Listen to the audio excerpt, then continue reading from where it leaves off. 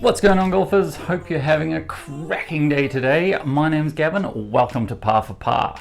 This is my What's in the Bag episode that nobody's asked for, but I'm going to do it anyway.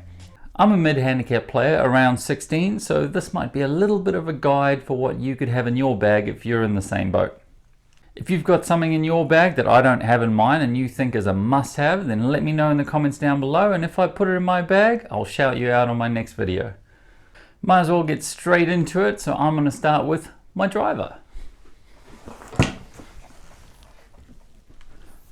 All my golf clubs are second-hand. I've never gone for a fitting. I would love to go for a fitting, but getting fitting and new clubs is very expensive. But one day I will, and I'll make sure you guys see that, of course. This is my driver with the Batman head cover. I've got a Titleist 913D3. These came out back in 2013 in the Diamana stiff flex shaft. All my clubs are stiff flex. I have a decent speed with my swing, so I've got to have them in stiff flex. This is in the 9.5 degree. I've adjusted the loft a little bit down to 9 degrees. I like having a bit of a lower ball flight because I come up on it quite a lot with my drive. So if I don't do that, it'll skyrocket. But that's my driver. Moving on. After I bought my driver, about a year later, I was looking on Gumtree for a 3-wood, and the exact same 3-wood came up, a 913F 3-wood. 913F 3-wood in the 15 degree. Now this club is incredibly difficult to hit off the grass, for me anyway, being the average player that I am.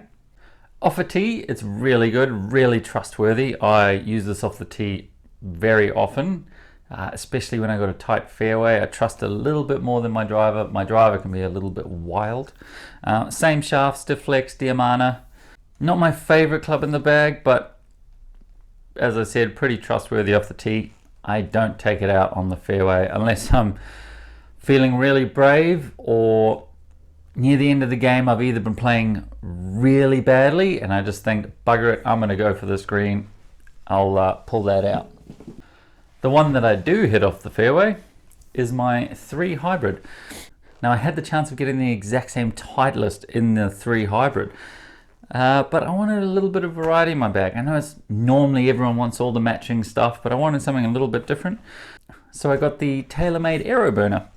This is an old club. I can't remember when this came out, but it's in the all white. So I'm expecting around the 2011-ish when that was all the craze. I'm not a huge fan of the all white, but I'm used to it now. And this is actually one of my favorite clubs in the bag.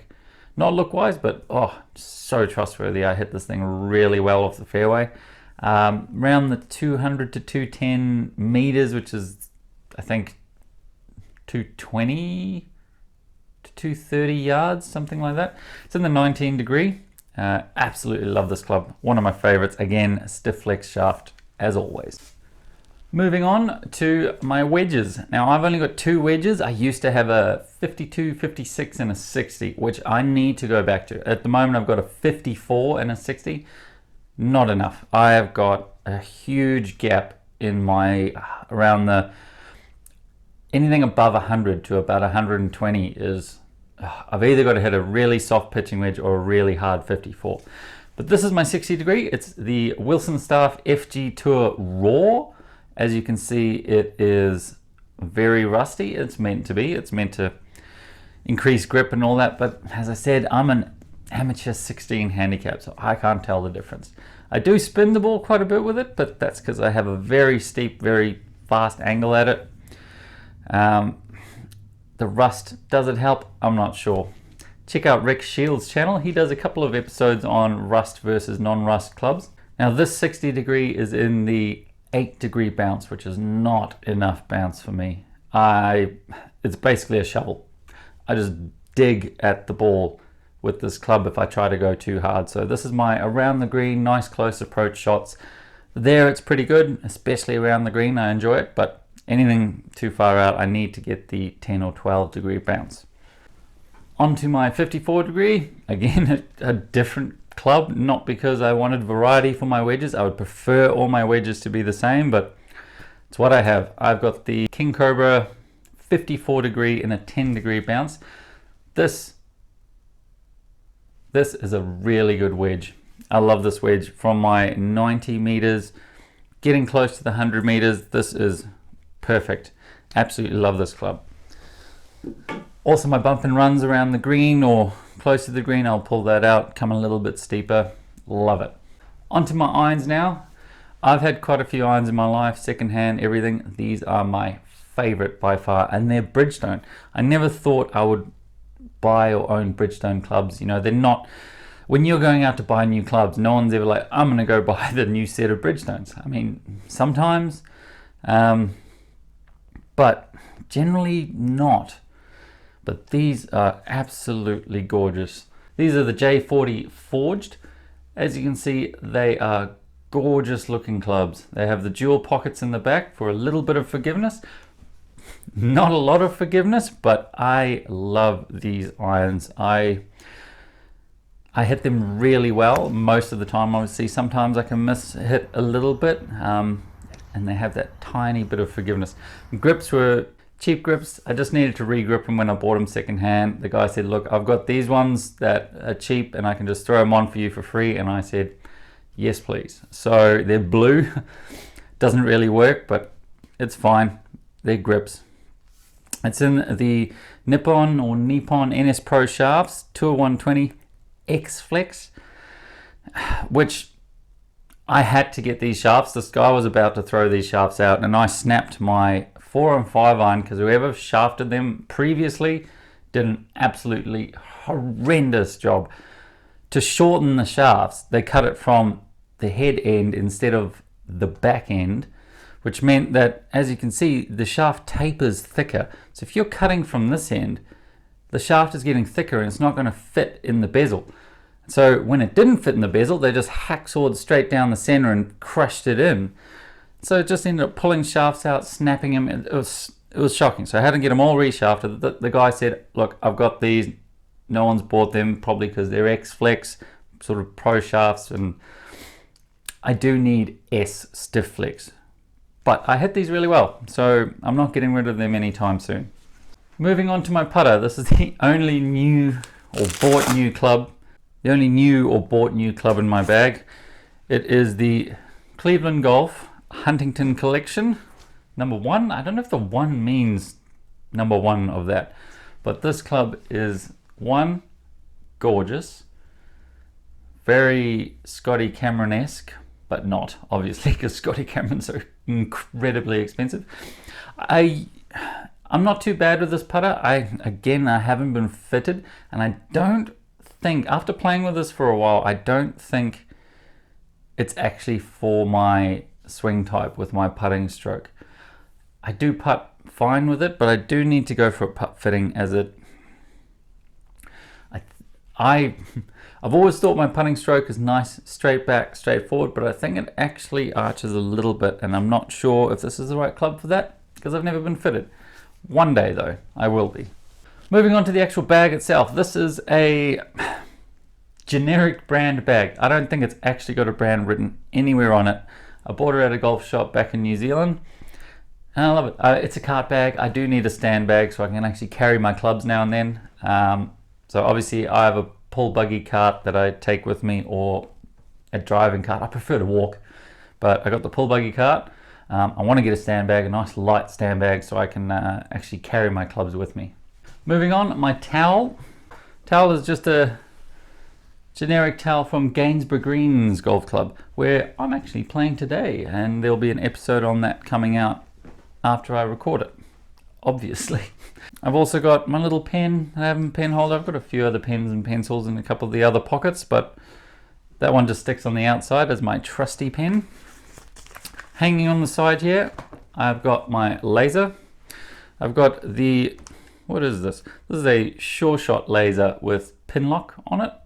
Now pin lock is very useful, so you can just sort of hover around the flag and aim at it and keep shooting and it'll pick it up, and you don't have to be as accurate. This thing only shoots, I've found, to about 200, maybe just over 200. Anything further, it's a bit hard to get a shot. But other than that, this thing hasn't let me down. I don't think I've even changed the batteries in it, and I've had it for ages. This is my favorite type of range finding golf equipment. GPS apps, pretty good. Pretty good. I like having a laser though. My experiences with GPS apps, they're good. I just find if you miss the hole and you end up on another hole, they tend to not know you're still on that hole. I know you're not meant to go in the other hole, but I go on the other hole sometimes, a slice, a fade. Don't act like you don't go on the other hole. Now, I'm just going to dig through my pockets. I can't remember what's in some of my pockets, so we will see. Up here, I have my power bank so that you lovely folks can see all my videos, and I don't run out of battery because I have done that before. That's actually a little bit of a new investment, that one. And one tee. So I've only got that one tall tee left. I need to get some more tall tees. I've got quite a few short tees for my irons and everything, but I do need some more tall tees. Moving on. Golf balls. Now, I treated myself recently. I normally hit, I'd love Pro V1s or some TB5s from TaylorMade or something like that, but I lose a lot of balls. I've never had a set of new fancy golf balls where I get to the stage where I pick up my ball, at the end of the hole, I'm like, this ball's a little worn out. I think I'm going to have to grab another one, because I lose the ball before I wear it out that much. So I tend to buy pretty cheap balls, but I splashed out a little bit. I got some Callaway Chrome Softs, which are cheaper than the other ones that I've found. So I'm looking forward to using these. I haven't used them yet, so I'll be using them today, and we'll see if I have any left at the end of the day. I've also got, in the other side of the bag, I've got my rubbish balls. If I'm hitting a few shots that I don't want to waste a good ball on, because balls are expensive.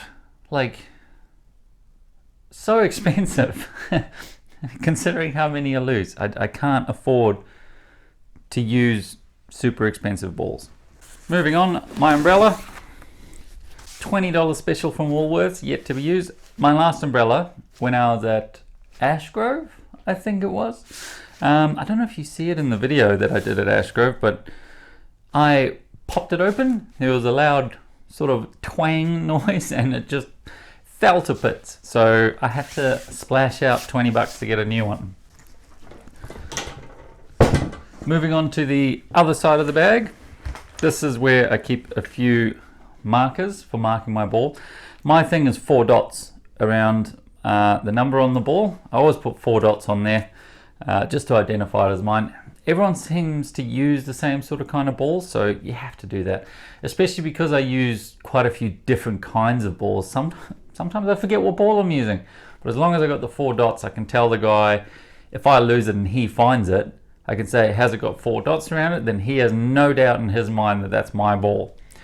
There's not a lot of trust in golf sometimes. If I find someone's ball and I say, I found a ball, and he says, what is it? I'll be like, what are you playing with?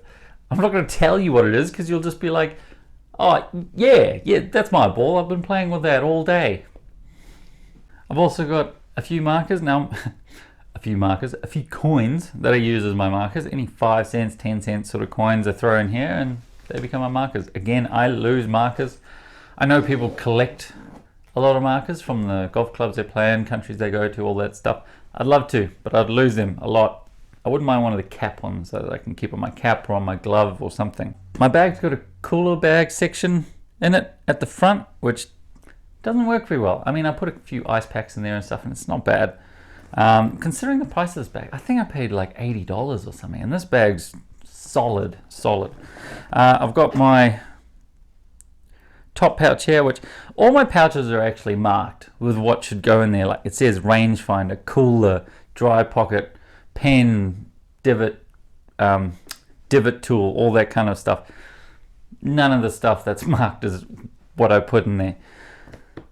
In my rangefinder pocket, that's actually where I keep all my gloves. My one glove at the moment, my black Nike glove, I think my TaylorMade white one is in the car.